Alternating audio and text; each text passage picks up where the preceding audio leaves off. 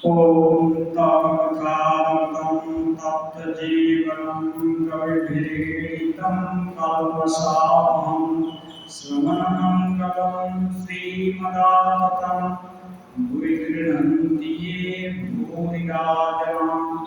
श्री रामकृष्ण वचन मास्टर के प्रति उपदेश।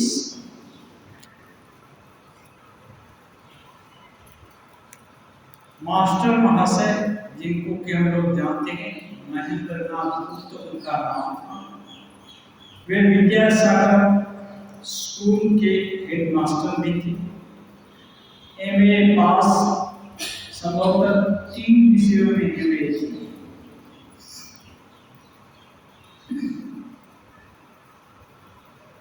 श्री रामकृष्ण देव के संपर्क में आना उनका एक दैव योग से ही बोल सकते हैं, क्योंकि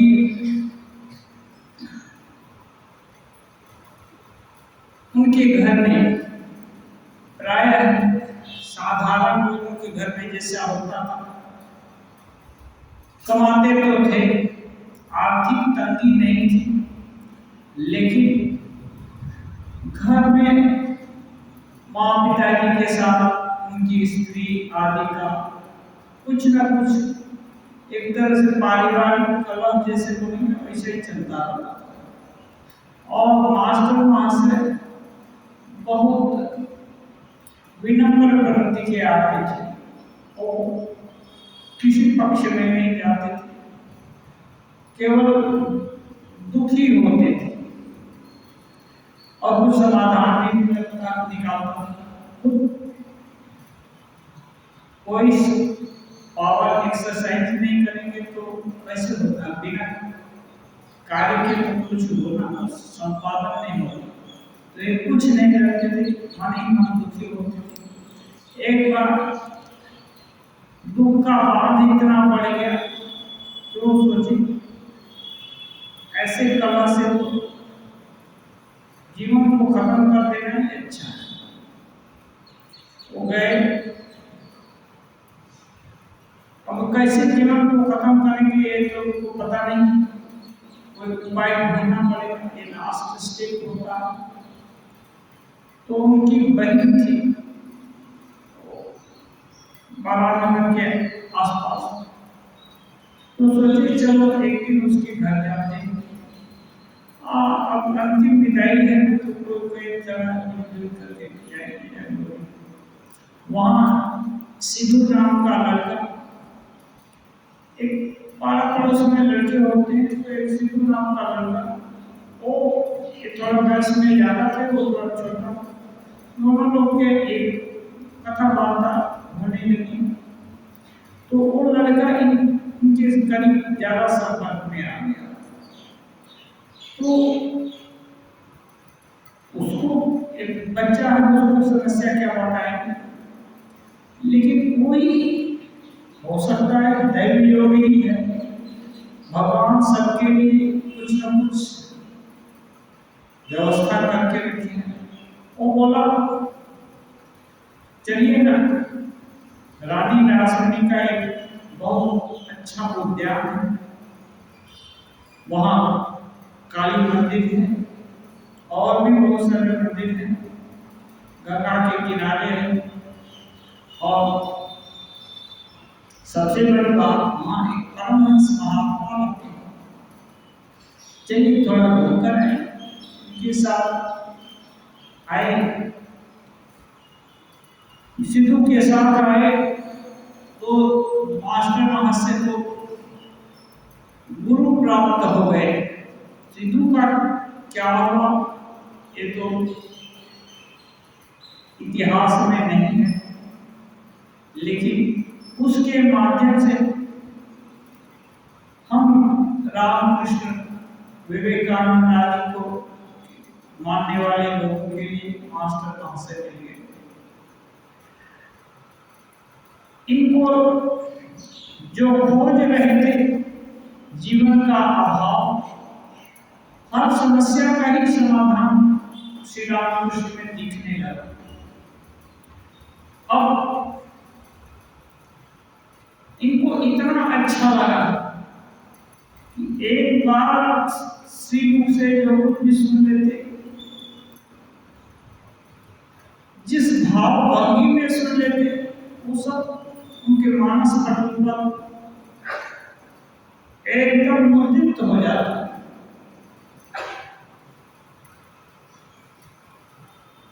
तो इनको लगा, और इनको सोलेस भी है। एक हिंदी में कहावत है, जाके पैर में बंधे बीमारी सोखा जाने पीर भलाई।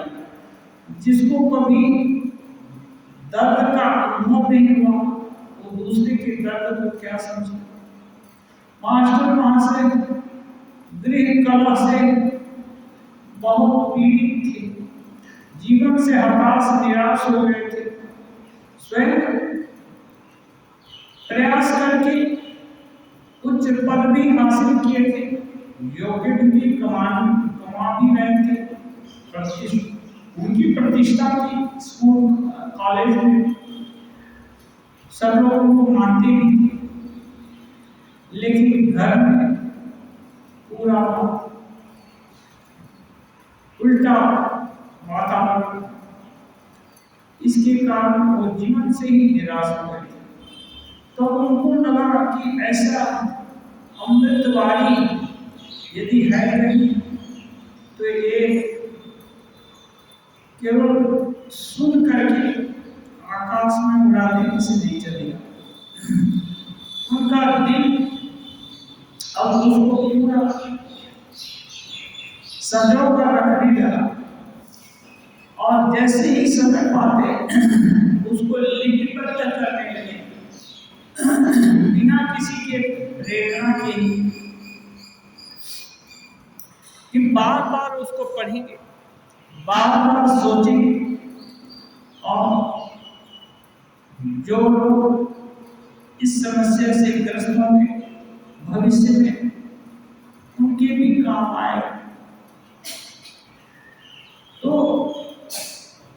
साधारण लोग होता क्या है, अपने को आगे दिखाते हैं कि देखो मैंने ये किया, मैंने को मेरा यहाँ योगदान है, मेरा ये अनुदान है। ऐसा आजकल तो ये सब दिखावे की होड़ लगी हुई है। ये आगे आगे भी था, ये कभी नहीं रहा ऐसा बात। लेकिन ये श्री रामकृष्ण के प्रभाव के कारण उनका चेला भी पहले दिन से अपने को हम एकदम छुपा देना चाहते हैं। इसलिए कभी मौन लिखते हैं, कभी मणि लिखते हैं, कभी महेंद्र लिखते हैं। लोगों को समझ में ना आए कि, लेकिन कथोपकथन उनके द्वारा हुआ है, तो वो तो बताना पड़ेगा ना किसके साथ हो, तो अपना ही कई छंद नाम रख लिए। तो यहाँ कहते हैं महेंद्र पालीवाल केशव सेन के ब्राह्म समाज में हमेशा आया जाया करते थे।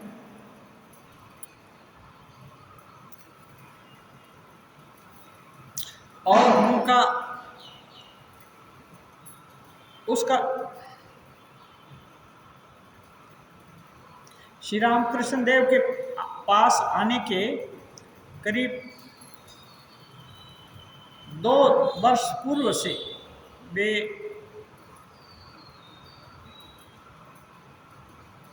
ब्राह्मण समाज में आया जाया करते थे।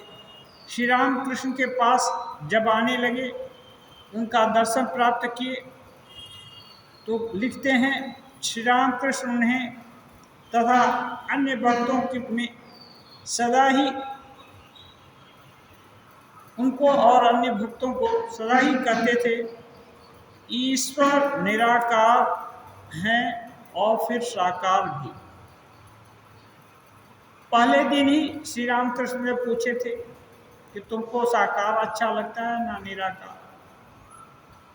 तो श्री रामकृष्ण देव मास्टर महाशय बोले थे निराकार, और श्री रामकृष्ण देव उस समय बोले थे हाँ निराकार बेस बेस बहुत अच्छा, लेकिन ये भी जान कर रखना कि साकार भी जितना निराकार सत्य है, साकार भी उतना ही सत्य है।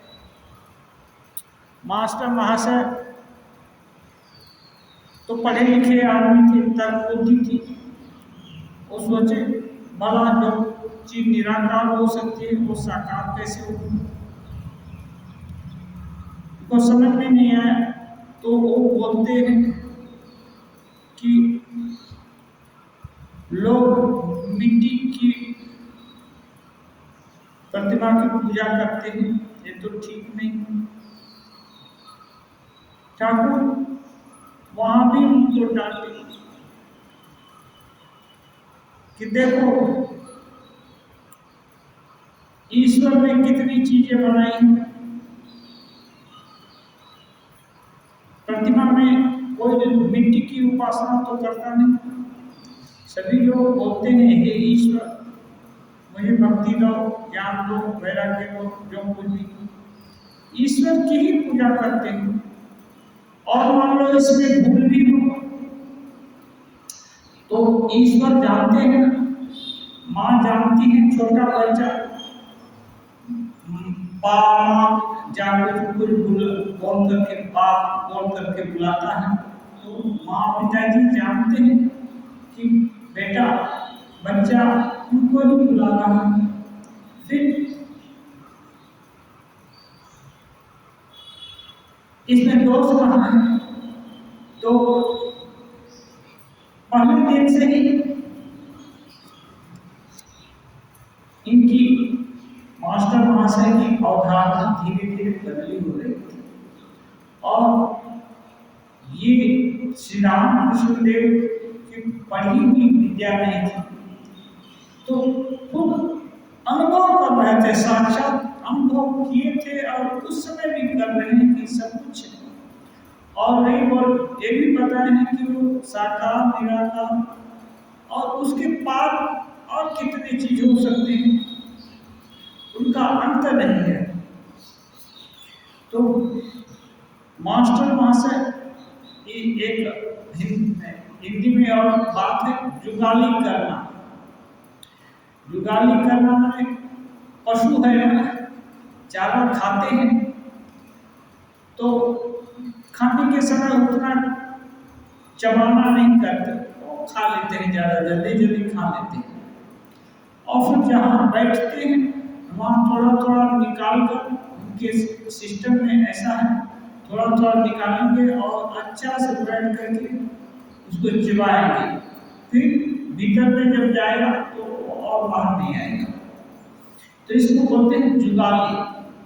ऐसे ही जो साधक हैं पहले सुनते हैं, सुन लिया तो सुनी बात को याद करके जितना याद हो, अच्छा ये भला क्यों बोला होगा, इसका क्या मतलब हो सकता है, ये कैसे लाभकर हो सकता है, ऐसा इसका अर्थ ऐसे समझे ना ऐसे समझे, पक्ष विपक्ष कितने तरह से हो समझने का कोशिश करते हैं, तो इसको जुगाली करते हैं। तो मास्टर महाशय यहाँ भी उनकी किताब जो वचनामृत लिखे हैं उसमें एक कह रहे हैं कि श्री रामकृष्ण अन्य भक्तों से कहते हैं ईश्वर निराकार और फिर साकार भी है, भक्त के लिए वे देह धारण करते हैं। निराकारी की जो है, जो ब्रह्म का उपासना करते हैं वे अद्वैत वेदांती, उनके लिए तो ब्रह्म सर्वत्र है, समान है।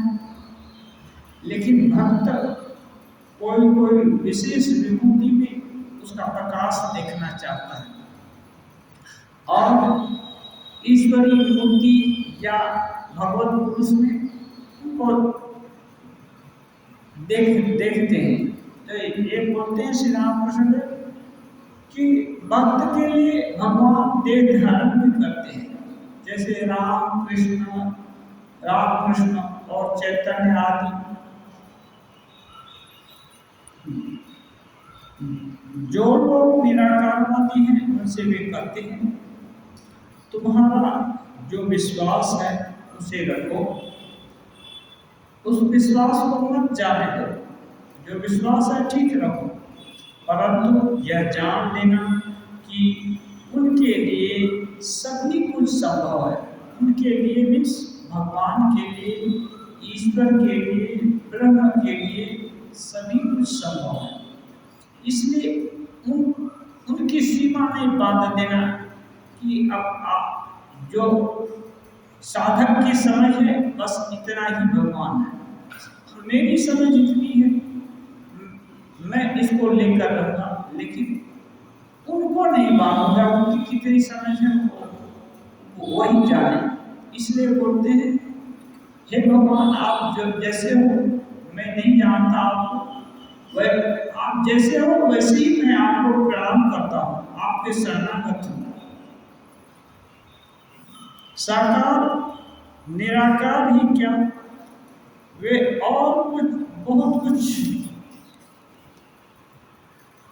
हो सकते हैं, कर सकते हैं। श्री रामकृष्ण महेंद्र के प्रति अब कथोपकथन हो रहा है, तुमने तो एक को पकड़ लिया है। श्री रामकृष्ण पहले दिन की बात है, निराकार तुमने तो एक को पकड़ लिया है, माने एक खराब सेंस में नहीं है। पहली बार भगवान ऐसी चीजें विश्वास ही नहीं होता, क्यों? क्योंकि देखा नहीं है, और ऊपर से महामाया का माया बहुत असंख्य तरीके से अपना प्रभाव विस्तार किए हुए है, कर ही रहे हैं। हाँ, थोड़ा सा ही ज्ञान प्रकाश होता है, भक्ति होता है, और कहाँ से दौड़ती हुई माया चली आती है। श्री रामकृष्ण देव इसको एक तालाब है, तालाब में जलकुंभी होती है और रावण पाना बोलते हैं। वो पानी तालाब में निर्मल है, अच्छा लगता है, और आगे आगे उसी तालाब से पानी पीते भी थे, स्नान भी करते थे, गाय गोरू को नहलाते भी थे, सभी कुछ वही होता था। तो अब पानी को हटाकर, जलकुंभी को हटाकर पानी पी लिए, लेकिन थोड़ी ही देर में वो देखेंगे तो फिर वो खाली जो केवल जल दिखता था वो जल नहीं, जल के स्थान पर और बोलते नाचते नाचते जलकुंभी आकर फिर उसको ढक देता है। ऐसे ही माया हर समय ही विभिन्न रूप से नाच रही है साधक के साथ। थोड़ी चीज एक तो आलोक हुआ कि नहीं भगवान सत्य है, और यदि उनको स्मरण किया जाए या उनको चाहा जाए तो जीवन मरण के झंझट से मुक्ति मिल जाएगी, उनकी भक्ति प्राप्त हो जाएगी, और दूसरे ही क्षण घर द्वार या अन्य कितनी समस्याएं आकर के घेर लेती हैं और वो विचार धरा का धरा बन जाता है। तो ये बार बार माया का विस्तार होता है। इसलिए एक विश्वास हो गया कि नहीं ईश्वर साकार है, तो मानना पड़ेगा कि वो प्रभु है, मैं दास हूँ, या वो पिता है, मैं पुत्र हूँ, वे माँ है, मैं पुत्र हूँ, या सखा है, या और कई संबंध हैं। तो एक संबंध बना लेना है। एक बार दिल में जो संबंध बन गया उसको फिर बदला बदली नहीं करना है, और इस संबंध को सबको बतलाने का भी जरूरत नहीं, वो तो बस उनके साथ रहेगा। ईश्वर के साथ जो भी संबंध बन गया, माँ का, पुत्र का, या जो भी किसी रिलेशन का, बस उसको सदा के लिए रखना है। ये साकार में होता है, निराकार में तो परम ब्रह्म है और मैं जीव हूँ, तो तो परब्रह्म का चिंतन करना पड़ेगा शांत भाव से। ऋषि लोगों का शांत भाव। तो श्री रामकृष्ण देव कहते हैं तुम निराकार को पकड़ ले, वो अच्छा है। एक तो पकड़ लिया महेंद्र जी, हाँ, परंतु जैसा कि आप कहते हैं सभी संभव है। महेंद्रनाथ का पहला भाव है निराकार, क्योंकि उनके तर्क बुद्धि में वही आता था। लेकिन श्री रामकृष्ण देव एक बोलते हैं संघ का प्रभाव होता है। अच्छे संघ में रहने से अच्छा, बुरा संघ में रहने से बुरा। तो सत्संगति का प्रभाव है रामकृष्ण संघ का, कि अब मानने लगे हैं सुन सुन करके कि नहीं वो ठीक ही बोल रहे हैं, हम भगवान का क्या जानते हैं, इसलिए वो ये नहीं हो सकते हैं वही हो सकते हैं, ऐसी क्या बात है।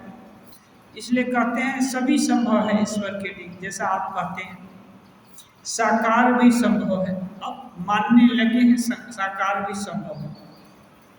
श्री रामकृष्ण बहुत अच्छा। अब देखिए एक भाव को पकड़ कर रखा है, दूसरे भाव को भी एक्सेप्ट कर लिया। ये श्री रामकृष्ण की ब्यूटी है, किसी को भी रिजेक्ट नहीं करते हैं। चाहे इस जीव जगत में पूरे ब्रह्मांड में जो कुछ भी बना है सब ईश्वर से परिप्राप्त है। अच्छा बुरा सब कुछ, किसी को एकदम खत्म कर देने से ये संसार नहीं हुआ। ईश्वर पूरे जीव जगत को लेकर है, केवल एक रहेगा और बाकी सब खत्म हो जाएंगे, ये नहीं हो सकता है। तो सबकी जरूरत है। इतना यदि कोई मान लेता है तो ईश्वर की सत्ता को अच्छा से एक्सेप्ट कर लेता है। फिर अब साधना शुरू हो जाती है, फिर झंझट जो है नहीं रहता है, टसल नहीं रहेगी। जब ईश्वर सब में है तो ज्यादा निंदा ज्यादा प्रशंसा किसकी करेंगे? काको बंदो काको निंदो दोनों पल्ला भारी। किसकी निंदा करेंगे किसकी प्रशंसा करेंगे? लेकिन नहीं, इसमें भी है। बोलते नारायण सभी हैं, लुच्चा नारायण भी करते हैं, चोर नारायण भी करते हैं, सभी हैं। तो जैसे जल है, कितने तरह का पानी होता है, तो कोई पानी पीने के काम में आता है, कोई आचमन करने के काम में आता है, कोई कपड़ा धोने के काम में आता है, कोई बागान में देने के काम आता है। तो ये भेद तो मानना पड़ेगा। ये भेद किसलिए? अभिव्यक्ति में अंतर है, तो लुच्चा नारायण से थोड़ा दूर करना पड़ेगा, चोर नारायण है तो सतर्क रहना पड़ेगा कि चोरी न कर ले। ऐसा नहीं कि हाथी नारायण है तो माहौल तो नारायण को भी सुनना पड़ेगा ना, नहीं तो हाथी नारायण उठाकर फेंक देंगे। हाँ, तो ये चीज सभी को बैलेंस रखना पड़ेगा। वो श्री रामकृष्ण खुश हुए कि मास्टर मां से एक्सेप्ट करते हैं साकार को भी। इसका मतलब दिल में टसल नहीं है, संघर्ष नहीं है कि एक माने कि वो माने, ठीक है आप को मानो वो भी चलेगा, कोई ये नहीं, बैर भाव नहीं है। तो उस झंझट से दूर हो गए और यह भी जानो कि वे चैतन्य रूप में चराचर विश्व में व्याप्त है। ये बहुत बड़ी बात है। चैतन्य रूप में चर और अचर, चराचर बोलते हैं। चर और अचर का संधि हो गया है, चर और अचर, चराचर माने जो कुछ भी अच्छा बुरा व्यक्त अव्यक्त सब में वही व्याप्त है ईश्वर। तब कोई चीज एकदम त्याज्य नहीं है। क्यों थोड़ी सी गलती कर दिया, भूल कर दिया या थोड़ी सी चीज चुरा ले गया, उसका प्राण ही हरण कर लेंगे या उसको खत्म ही कर देंगे, ऐसा नहीं। क्षमा भी एक बड़ा गुण है। कोई चोरी कर रहा है, ठीक है, छोटा मोटा चीज चुरा लिया, अब यदि वो क्षमा करने योग्य है तो क्षमा कर देना चाहिए। क्षमा और भी बड़ी चीज है। और क्षमा प्रैक्टिस कहाँ करेगा? कोई यदि गलती नहीं करे तो क्षमा नाम का शब्द कहाँ से आएगा? ये क्षमा शब्द जो है वो तभी होती है, वो होता है जबकि कोई भूल होती है किसी से। लेकिन क्षमा प्रार्थी होने से तब, क्षमा प्रार्थी कोई नहीं है और हम जाकर बोलते हैं, बोलेंगे कि आप लोग को क्षमा कर दिया, मान न मान मैं तेरा मेहमान, ऐसा नहीं होता। क्षमा प्रार्थी, हे भगवान, हम भगवान से क्षमा प्रार्थी प्रार्थना हैं तो हमको बोलना पड़ेगा, हे भगवान मुझसे भूल हो गई, अब प्रतिज्ञा करता हूँ ऐसी भूल ना हो। भले ही उसके लिए उनके लिए दंड दो, दंड मांगे या ना मांगे, दंड तो मिलेगा ही। क्रिया के प्रति विपरीत क्रिया होती है। कोई भी क्रिया ऐसा नहीं है कि विपरीत क्रिया ना हो। कोई भी अभी दुर्गा पूजा हुई तो कोई भी ऐसा होता है कि कोई अभी इसमें देखिए सभी लोग बराबर काम नहीं करते, कोई भी उत्सव हो या सामाजिक काम हो कहीं तो, लेकिन प्रसाद है ना, जो काम नहीं किया वो हो सकता है ज्यादा प्रसाद पा ले।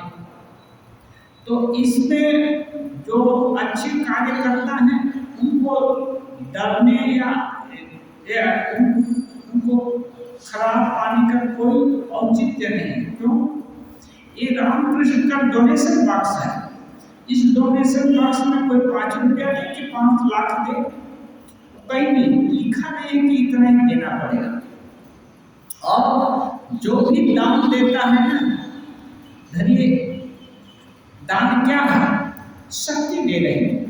शक्ति, जब कोई चीज दिया जा रहा है तो उसका रिटर्न भी मिलेगा।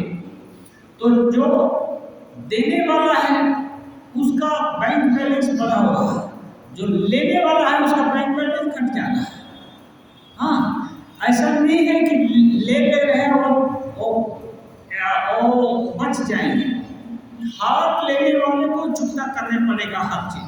इसीलिए हम लोगों को बहुत, आप देखेंगे संत महात्मा लोग कहीं 24 घंटा भी अन्न सत्र चलाते हैं। वो बहुत बड़ा उपकार कर दे रहे हैं, नहीं, विभिन्न बहुत कामना वासना लेकर के लोग दान देता है। यदि वो महंत जी या महात्मा लोग अपने खा पी करके बराबर कर दे तो कितनी तरह से भोगना पड़ेगा तो आप कल्पना नहीं कर सकते। केवल जब करने से नहीं होगा, थोड़ा जब कर दिया तो बहुत कुछ हो गया, ऐसा नहीं है। क्रिया के प्रति विपरीत क्रिया होती है। इसलिए भगवान के नाम में कोई भी अन्न आया, उसका एक हो गया, क्या बोलते हैं, उसका पूजा उजा किया, सब कुछ किया, तो उसको बोलते हैं पवित्र हो, उसका संस्कार होगा। पूजा करके जो अन्न दिया जाता है वो संस्कार होगा। तो जिनकी आस्था है कि एक प्रसाद है, ईश्वर का प्रसाद, उस आस्था के फल से तो आपको अच्छा सुफल मिलेगा। लेकिन जिस मटेरियल से वो प्रसाद बना है वो कोई दिया है, कोई कामना लेकर दिया है, उसकी कामना उस प्रसाद से बाहर कभी नहीं जाएगी।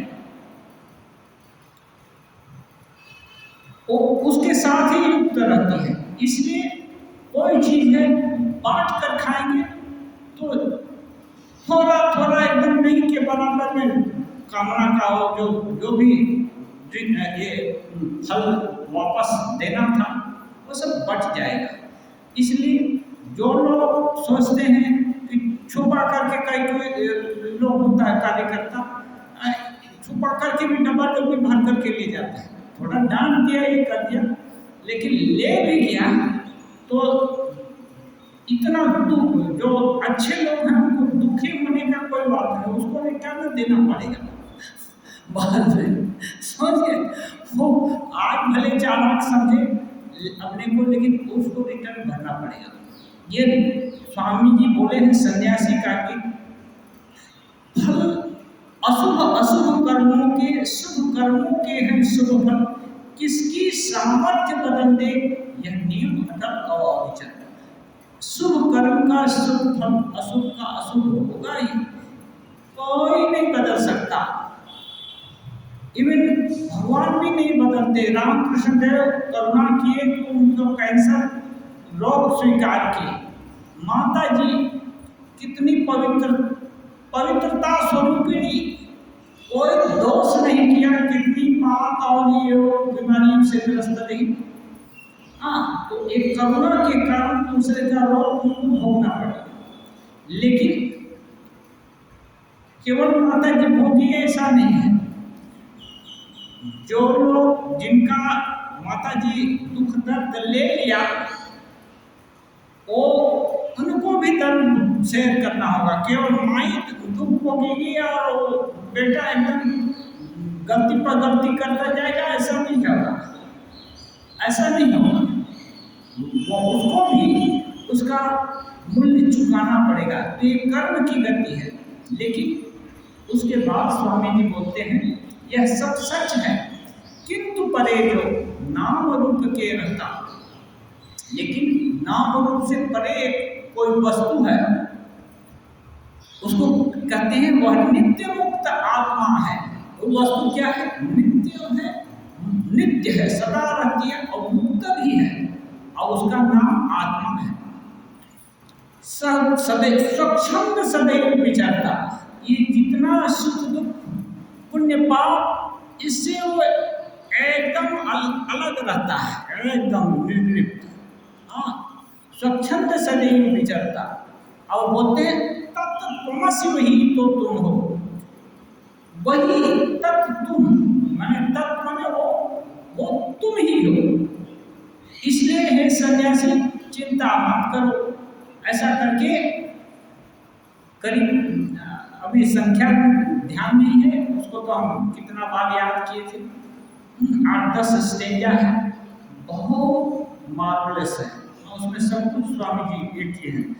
तो आत्मा भूल हो गई कोई बात नहीं, लेकिन भूल करने वाले को मालूम है यदि या हो जाए कि उसके पीछे जो सत्ता है वो आत्म सत्ता है, वो नित्य मुक्त शुद्ध मुक्त स्वभाव है।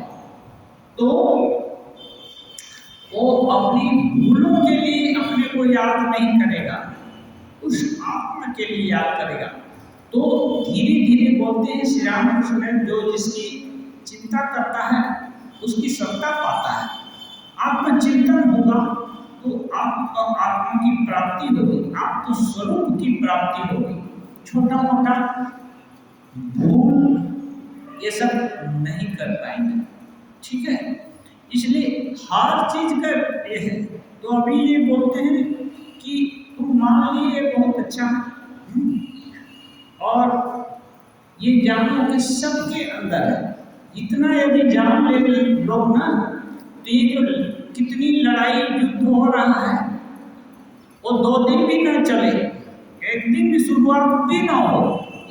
ये सब कॉन्फ्लिक्ट इसीलिए होता है कि लोग पशु प्रवृत्ति को एकदम सामने रखते हैं और दैविक बात को अनसुनी कर दे रहे हैं। इसलिए लोग नहीं है, वो पक हो गए हैं। कीड़ा है ना, किलबिल करना, क्या करते हैं? इंस्टिंक्ट पर कीड़े चलते हैं। इंस्टिंक्ट, पशु है ना, इंस्टिंक्ट पर चलते हैं, आदमी नहीं। लेकिन आदमी है विवेकशील जीव। विवेक 100 साल की बात सोच सकता है, आगे पीछे का, एक दूसरे के लिए सोच सकता है। उपनिषद वेद इनकी बात मान सकता है, लेकिन पशु नहीं मान सकते। चाहे कितना भी आप समझाओ, पशु में समझने की क्षमता नहीं है। तो ये जो आदमी इतने जटिल स्वार्थी हो गए हैं, इनका पशुत्व धरिए 99% क्या हो रहा है, उसको बोलते हैं अभिव्यक्त हो रहा है। क्लेश बोलते हैं 4 स्टेज में होता है। क्लेश योग में क्लेश बोलते हैं। क्लेश माने विभिन्न तरह का संस्कार होता है, उसको बोलते हैं जो कि सुख और दुख देते हैं, उनको क्लेश, जो स्पेशली जो कष्ट देते हैं ऐसे संस्कार को क्लेश बोलते हैं। उसको बोलते हैं 4 अवस्था में रहता है। एक तो प्रसुप्त माने सोया हुआ। ये अवस्था किसमें होती है? छोटे बच्चों में होता है। छोटे बच्चे देखने में एकदम भोले भाले, किसको अच्छे नहीं लगते, लेकिन वो देवता तुल्य मान सकते हैं, लेकिन देवता होते नहीं। यही छोटे बच्चे बाद में जाकर बिच्छू, सांप, सिंह, व्याघ्र, कितने तरह के रूप धारण करते हैं। क्यों? अच्छा, तो वो बता रहे हैं। तो ये हुआ प्रसुप्त अवस्था। बच्चों में एक जो संस्कार है ना, क्लेश, वो प्रसुप्त अवस्था में होते हैं। प्रसुप्त, उसके बाद तनु। तनु का मतलब एकदम दबा कर रखा, छोटा कर दिया। तो साधना के द्वारा काम, क्रोध, मद, मोह, लोभ, भय, शोक जितना है ना, इसको दबा दिया। खत्म एकदम नहीं हुआ, इसको दबा दिया। माने अब सिर नहीं उठाता, लेकिन बीज रूप में सब अंदर में है। अब इस साधक की अवस्था, साधना के द्वारा भक्ति, ज्ञान, वैराग्य, इस सब का प्रैक्टिस करने के बाद तो तनु होता है। जिसको धन नहीं है, धन का लोभ कैसे छोड़ सकता है? तो धन उपार्जन करके धन का लोभ छोड़ दिया, दान दे दिया, या अब उतना आकर्षण नहीं रह गया कि और इतने से काम चल जाएगा और नहीं चाहिए। हाँ, लेकिन जो फूटी कौड़ी जुगाड़ नहीं किया, वो बोले कि हम बहुत त्याग करते हैं, तो उसको त्याग नहीं बोलते हैं। इसलिए योग्यता हासिल किया लेकिन नहीं चाहिए, उसको त्याग बोलते हैं। तो ये जो है काम, क्रोध, मद, मोह, लोभ, भय, शोक, ये तनुकृत हो जाता है, माने एक लिमिट में आ जाता है। सिर नहीं उठाएगा, तब सिर नहीं उठाएगा तो क्या होगा? साधन भजन अच्छा से कर पाएंगे, भगवान में मन अच्छा से लगा पाएंगे। चाहे योग में मन अच्छा से लगेगा, ध्यान में मन अच्छा से लगेगा, विवेक विचार करने में सुविधा होगी। हाँ, ये बाउंडर होता है ना, जैसे प्रतिकूल वायु, ये सब है। काम, क्रोध, मद, मोह, लोभ, भय, शोक, ये सब प्रतिकूल वायु है। ये अनुकूल हो जाएगी, तब ठाकुर बोलते हैं पाल उठा दो, माने भगवान शरणागत हो जाओ कि अब सही दिशा में चल रहे, निश्चित हो जाओ, चलते जाएगा। तो एक तनुकृत अवस्था हुई। उसके बाद होता है विच्छिन्न अवस्था। विच्छिन्न अवस्था साधारण लोगों में, जैसे आम लोग जो है, विच्छिन्न माने कभी एकदम ठीक ठाक शांत हैं, पूरा काम, क्रोध, मद, मोह, लोभ, भय, शोक, ये सब नियंत्रण में है, और कभी सिर उठा लेते हैं। ये अवस्था है, ये साधारण लोगों की है। और उसके बाद बोलते हैं उदाहरण। उदाहरण माने एकदम क्रोधी है तो बात बात पर क्रोधी होता है, कामी है तो बात बात पर एक कामुक हो जाता है। हाँ, लोभी है तो हर समय उसको लोभ एकदम हाँ करके ये किया है, तो ये उदार अवस्था में है। इसलिए साधक को ठाकुर बोलते हैं सावधान, साधु सावधान। क्यों? ये जब तक भगवान लाभ नहीं होता या ब्रह्म ज्ञान नहीं होता, तब तक एक कोई भी विकार सिर उठा सकता है। अब कैसे उठाता है? योग में बताते हैं अनुकूल परिस्थिति आने से उठ जाता है। आप लोग सुना होगा कितने साधक एक काम और ये सब ये है ना, इंद्र आदि देवता मिलकर के उसको उत्तेजित करके उसका तपस्या भंग करने का चेष्टा, एक तपस्या भंग करने का चेष्टा अभी अभी तो हम लोग उस ढंग से नहीं सुनते, लेकिन ये प्रवृत्ति है। ये प्रवृत्ति कैसे आएगी? अहंकार थोड़ा सा ही हुआ कि मैं अमुक योग्यता वाला हूँ, बस दूसरी प्रतिक्रिया शुरू हो गई। अच्छा, तब देखो उसका परिणाम, ठाकुर को मुंह रगड़ना पड़ा। इसलिए अहंकार नहीं आना चाहिए। अहंकार आया नहीं कि फिर दूसरा उसका एंटीडोट शुरू हो जाएगा, पतन का रास्ता चालू हो जाएगा। तो ये है, इसलिए चराचर जगत में यदि मान लिया कि ईश्वर है तो बहुत सारा क्षमा होगी, दया होगी। जैसे अपना बेटा या अपना बेटी कुछ नुकसान कर दिया तो उसका गला कोई थोड़े काट देता है, लेकिन दूसरे का बेटा बेटी कुछ कर दिया तो उसको एकदम नहीं सहेंगे, ये होता है। दूसरे को बम से उड़ा देने में कोई भय नहीं लगता है, और अपने को खरोच तक न आए, ऐसा कहीं होता है कि अपने को खरोच ना आए, दूसरा एकदम चिथड़ा उड़ जाए, तब भी थोड़ी देर नहीं होती। ये किस लिए होता है? इसीलिए कि बहुत दूरी हो गई है। हाँ, एकदम अपनत्व की भावना नाम की चीज ही खत्म हो गई है। तो ये है इसका फल कि चराचर जगत में वो व्याप्त है। यदि ये मालूम हो जाए तो आदमी शांति और आनंद में रहकर, अब उसके ऊपर की चीज है भगवत प्राप्ति। भगवत प्राप्ति बहुत बड़ी चीज है, इतना आसान नहीं है। जन्म जन्म निकटन कराही अंतराल कहीं आवत नहीं, लेकिन इस भगवत प्राप्ति के मार्ग में आगे बढ़ने से घर संसार सुधर जाएगा, परिवार सुधर जाएगा, जो भी अभाव है छोटा मोटा वो सब दूर हो जाएगा। ये माइलस्टोन है, सुधार हो जाना, ये सब जो बिगड़ने वाली बात है उसको बन जाना, ये सब माइलस्टोन है। लेकिन भगवान लाभ बहुत दूर की बात है, इतना आसान नहीं है। तो इस रास्ते में लेकिन ये सब होता है।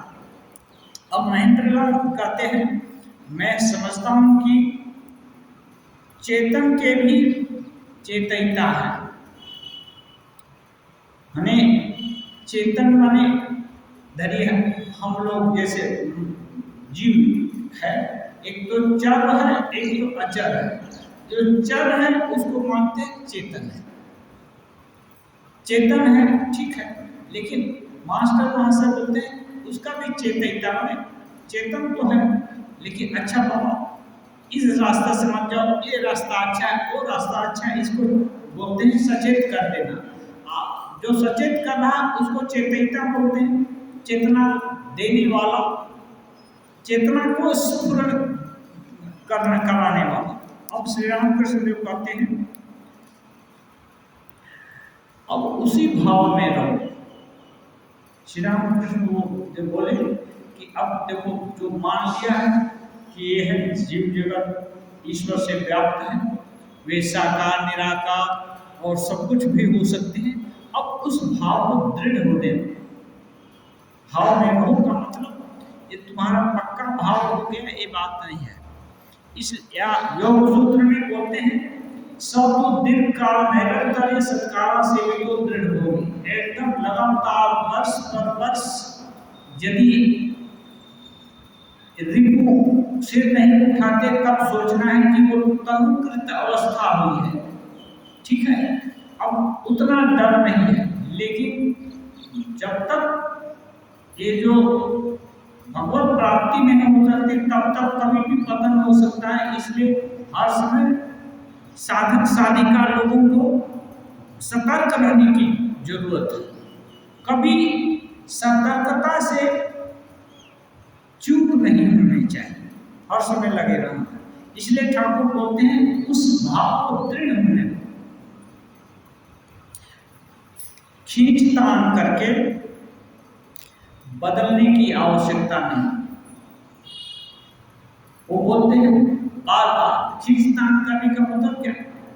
अभी देखिए खींचतान कैसे होता है साधारण। अभी एक सभा में बैठे हैं, यहाँ बैठे हैं, पाठ हो रहा है, ठाकुर का प्रसंग हो रहा है, हो सकता है 2 घंटे के बाद और कहीं बुलाया है, तो कैलकुलेशन शुरू हो गया क्या 2 घंटा के बाद जाएंगे तो वहाँ और बढ़िया चीज सुनने को मिलेगा, या ये अमुक चीज मिलेगा, तमुक चीज मिलेगा। हाँ, ये अच्छा है कि वो अच्छा है, कितना तरह का है विचार, इसको बोलते हैं खींचता। यदि एक संकल्प दृढ़ हो गया है, संकल्प दृढ़ क्या मतलब साधना के साधक लोगों की जिंदगी में यही होता है कि गुरु और इष्ट ये बहुत इंपॉर्टेंट चीज है।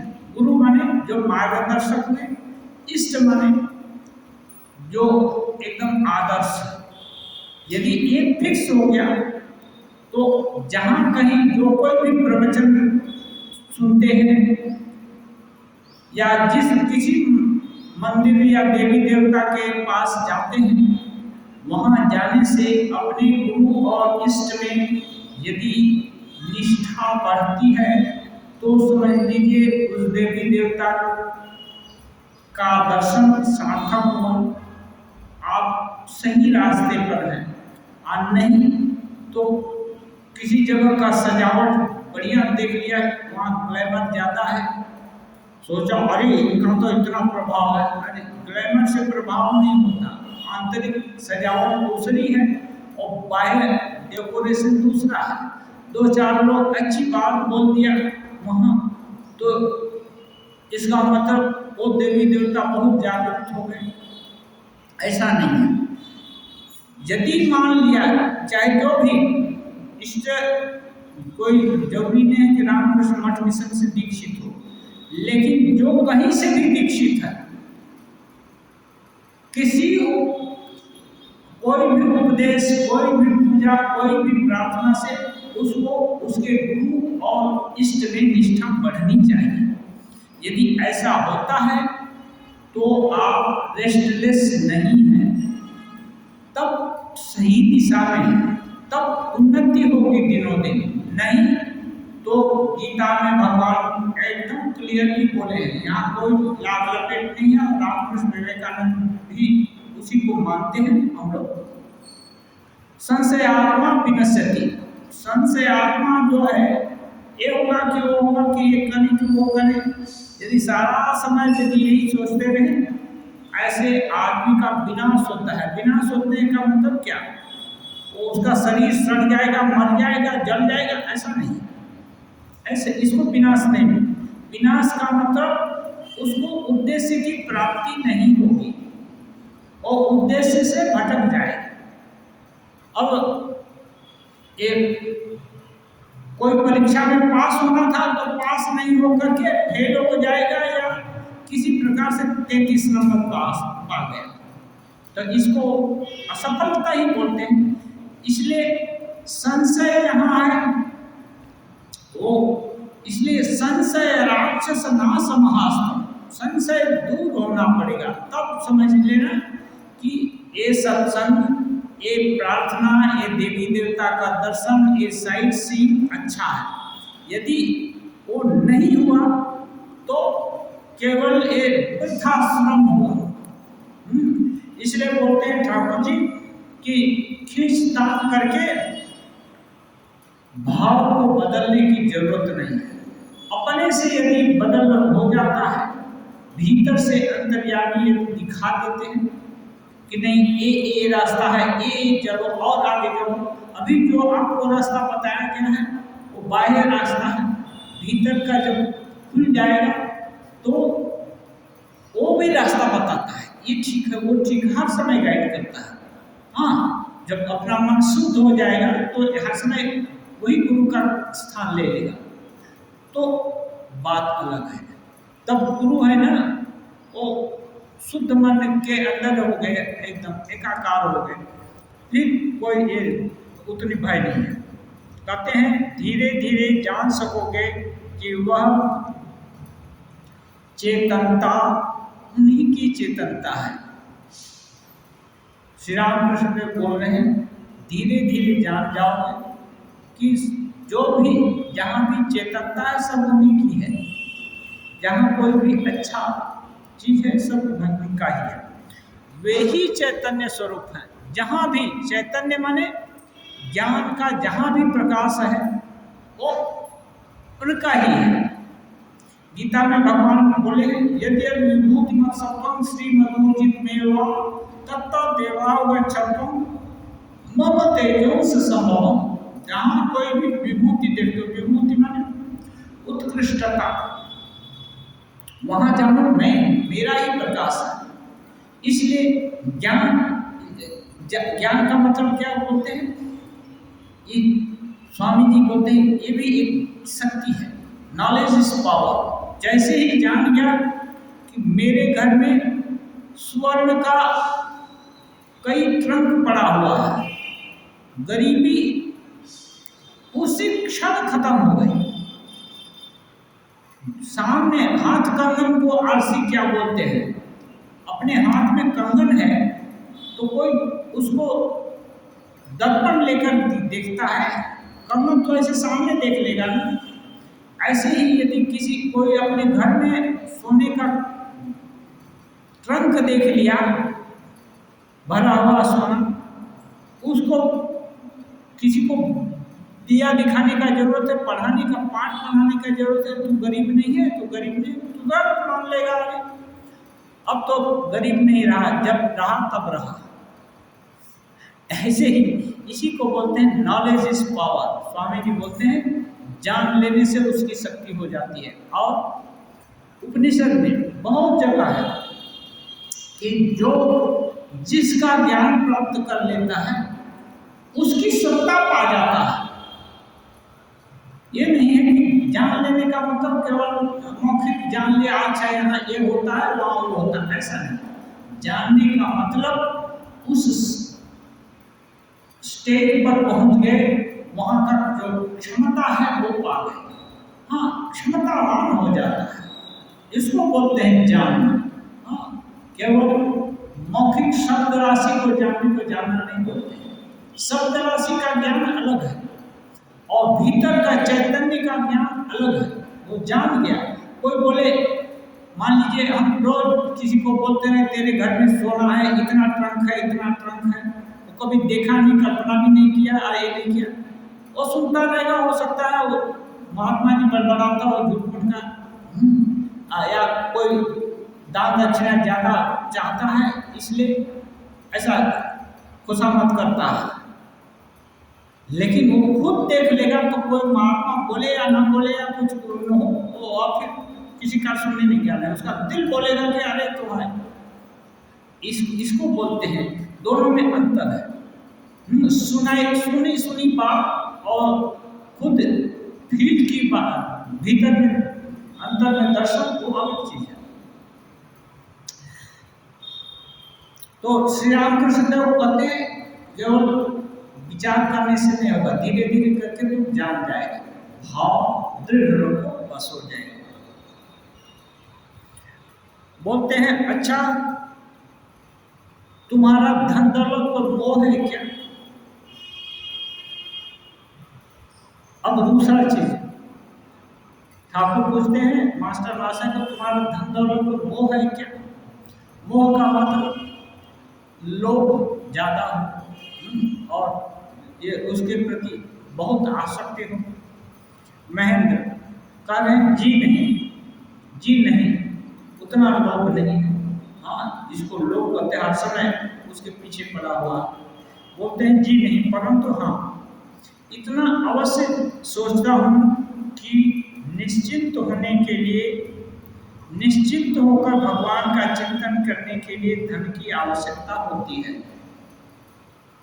बोल रहे लोग नहीं है, लेकिन इतना तो जरूर मानता हूँ कि निश्चिंत होकर भजन करने के लिए, जैसे घर का दाल रोटी चले, सब कुछ ठीक ठाक चले, लोग कोई औसत पत्र, इसकी आवश्यकता है।